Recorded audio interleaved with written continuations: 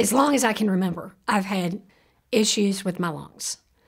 And through numerous doctor's appointments from the time I think, going back looking at medical records, probably 6 months old, I was in with breathing problems, asthmas, upper respiratory infections, bronchitis, pneumonias, things like that. I was always a thin child. When other kids were running down the field, how come I couldn't do it? You know, why was I always the one lagging behind? And I never really knew until I was 23 years old.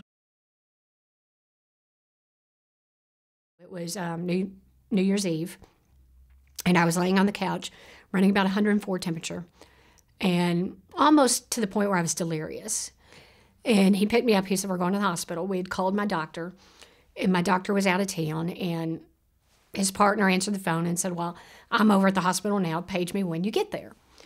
So we got there, and of course we paged them, and they did x-rays. Well, the attending ER doctor came in and told Roy, he said, well, she's got walking pneumonia, which of course is what they always told me was walking pneumonia.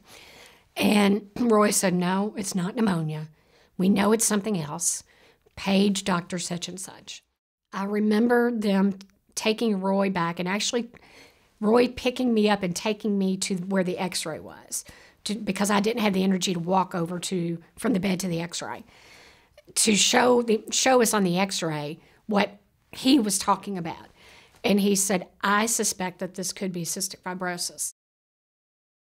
Most of us will do what they call a chest therapy, which can be done manually by somebody else just basically beating on your back.